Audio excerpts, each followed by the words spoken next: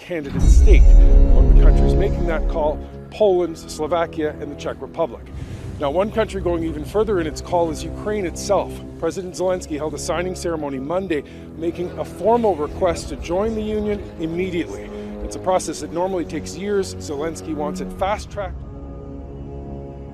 Taktik perang Rusia di Ukraina, di mana Rusia bergerak mengepung dari 3/4 wilayah Ukraina, sangat menarik untuk dibahas kali ini. Kalau teorinya, Putin mengatakan 4 hari Kiev harus jatuh dan menggantikan pemerintahan Zelensky dengan pejabat pro-Rusia. Ternyata, gallant people of Ukraine belum bisa ditaklukkan dalam seminggu invasi terlewati. Kembali ke taktik perang Rusia yang memagari agar asing tidak bisa bantu Ukraina. Bahkan 1 bulan sebelum serangan Rusia, Bosman dengan rinci menjelaskan bahwa di awalnya Rusia memastikan Eropa Barat dan NATO tidak akan bisa menjalankan counter strike dari darat ke Ukraina. Mereka NATO harus lewat Belarus termudah menyerang Rusia di Ukraina, yang dunia tahu bahwa sudah dipastikan Belarus adalah milik Rusia. Maka Belarus dibuat konflik dengan Polandia. Pasukan bayangan Rusia masuk lama ke Belarus menyiapkan sarana konflik di sana, yang akhirnya ribuan orang diusir dalam tanda petik dari Belarus ke Polandia,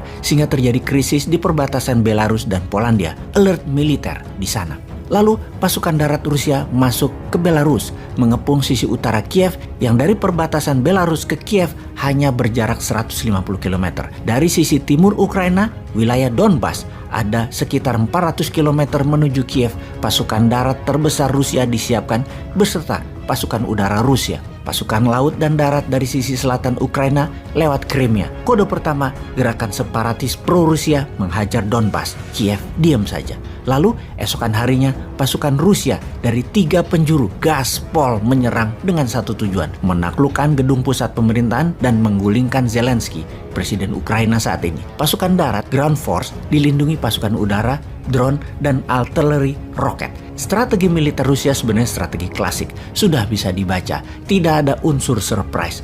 Melancarkan serangan kota satu arah, Kiev mengepung pusat pemerintahan. Sama persis ketika Rusia menyerang Wolfpack markas Hitler di tahun 45. Sama persis ketika Amerika menggulingkan Saddam Hussein. Sama persis seperti Amerika serang Libya, menjatuhkan Gaddafi. Persis sama, hanya sekarang peralatannya makin modern Rusia punya. Kita mereview sejarah perang sebentar. Perang darat atau battleground adalah ciri perang klasik. Sejak zaman awal Macedonia kira-kira mungkin 1000 tahun sebelum Masehi hingga Perang Dunia Kedua di tahun 1945. Sejak Perang Dunia Kedua hingga sekarang ada wilayah perang tambahan yang wajib dikuasai, yaitu battle space, wilayah udara atau perang udara. Maka jet fighter, cargo plane, helikopter attacker, drone, rudal balistik, radar, satelit, cyber attack, dan banyak lagi adalah pelindung udara dan serangan udara. Oh ya, sebagai catatan, Rusia sudah melancarkan cyber attack ke Amerika. Dalam 2 bulan ini lebih dari 1 juta serangan dia lakukan.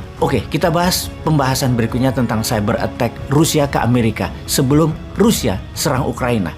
Kemudian ada yang namanya perang gurun, perang hutan, perang kota, perang laut atau naval war, dan lain sebagainya. Desert Storm di Januari 1991 adalah perang gurun. Mel di Libya di tahun 40-an adalah perang gurun. Perang Iran-Irak adalah perang gurun. Perang penggulingan Saddam juga perang gurun. Dan urban war. Urban war baru dikenal dan semakin dipelajari di dunia militer dalam 40 tahun terakhir, terutama setelah Cold War usai. Perang dingin ini sesungguhnya adalah spy war. Benar deh sahabat, entah bagaimana kita ini terbiasa kalau Amerika serang Libya, Amerika serang Irak, Amerika serang Vietnam Utara, maka dunia seakan diam dan harus setuju.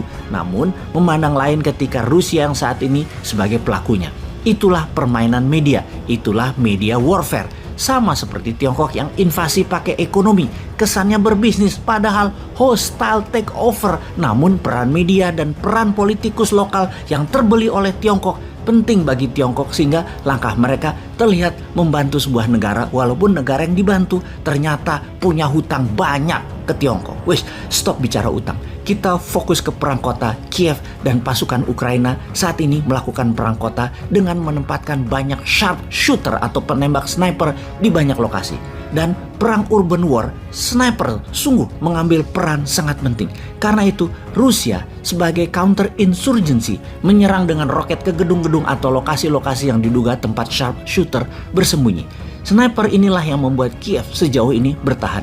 Perang gerilya urban war ini perang yang sulit dilakukan terutama oleh pihak penyerang karena tidak terlalu tahu medan. Pihak Rusia dan Ukraina main petak umpet di antara penduduk-penduduk yang jadi korban. Kekesalan Putin dalam beberapa hari ini memuncak. Karena itu dia mengancam akan pakai nuklir dan mungkin akan dicoba kecil kalau berkepanjangan jika dalam seminggu ini ditambah seminggu lagi Kiev masih belum takluk juga. Yang jelas saat ini neraka di Kiev. Neraka di Ukraina, 44 juta penduduknya semua dalam state of emergency. Dunia tidak bisa menolong mereka. Kelaparan, penyakit, bau mayat, serta peluru plus roket berdesingan di sana-sini. Sungguh, pedihnya perang saat ini terjadi di Ukraina, namun dunia tidak bisa apa-apa. Untung Omicron tidak jalan di masa perang, sehingga tidak perlu vaksin, sertifikat, dan PCR di sana.